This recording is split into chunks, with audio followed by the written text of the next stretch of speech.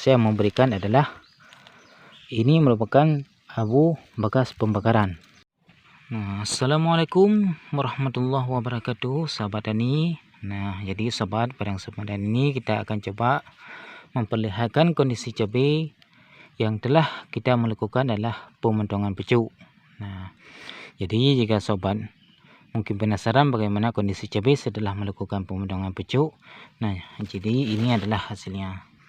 Nah, seperti sobat lihat, nah ini masih ada bekas pemotongan pucuk.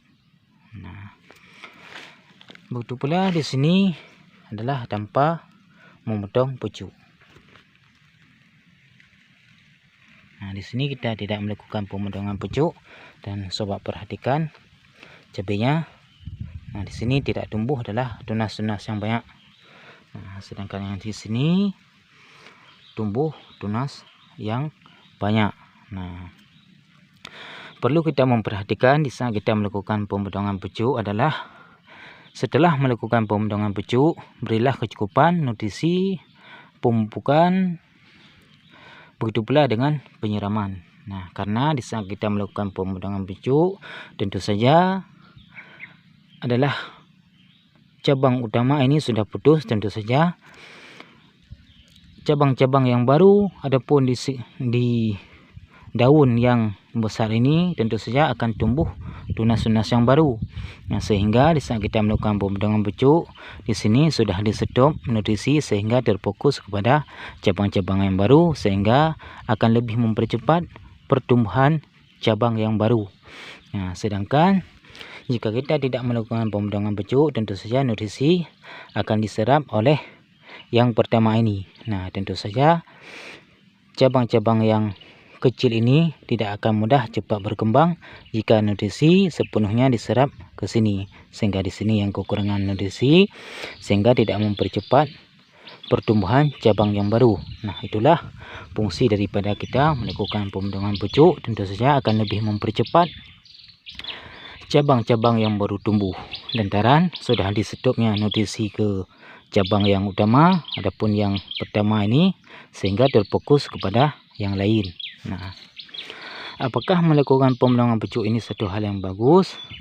Kita harus memperhatikan juga jika kondisi cabai tanpa memotong pucuk, jika nutrisi pun tercukupi, begitu pula dengan penyiraman, tentu saja juga akan subur juga. Nah, begitu pula dengan cabang tentu saja akan berkembang. Nah, begitu pula jika kita melakukan pemotongan pucuk, jika nutrisi pun tidak tercukupi, ini sama saja seperti hal jika kita tidak melakukan pemotongan pucuk. Nah, lantaran nutrisi pun tidak tercukupi, kita melakukan pemotongan pucuk, tentu saja cabang-cabang yang tumbuh pun akan kecil. Nah, jika kecil, tentu saja ini bukanlah satu hal yang bagus untuk tanaman cabai. Nah, setelah kita melakukan pemotongan pucuk, hal yang harus kita memperhatikan adalah memberikan kecukupan nutrisi. Nah, di sini saya memberikan adalah ini merupakan abu bekas pembakaran. Nah, jadi kita taburkan sekeliling ini. Ini sangat penting untuk tanaman cabai. Nah, ini bisa menambahkan pH tanah ataupun unsur hara untuk keperluan cabai. Nah,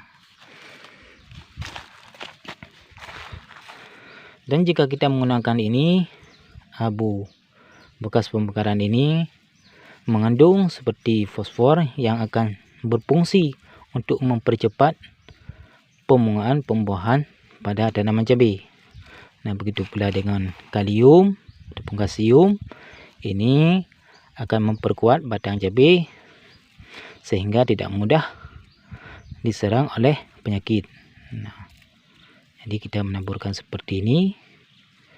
Nah, karena menabur ini sangat penting juga untuk tanah, akan membuat tanah menjadi gembur sehingga akarnya cabai mudah berkembang sehingga lebih mempercepat pertumbuhan cabai. Nah, jadi tidak salahnya jika kita menggunakan pupuk-pupuk alami yang berfungsi untuk merangsang pertumbuhan tanaman cabai. Nah, apalagi jika kita melihat mungkin tanaman yang tumbuh di tempat sisa pemekaran ini tentu saja tanaman ini kami akan subur. Meskipun kadang kita tidak memberikan pupuk kimia. Antara di situ sisa pembakaran abu ini sudah menjadi sebagai pupuk alternatif untuk tanaman cabai.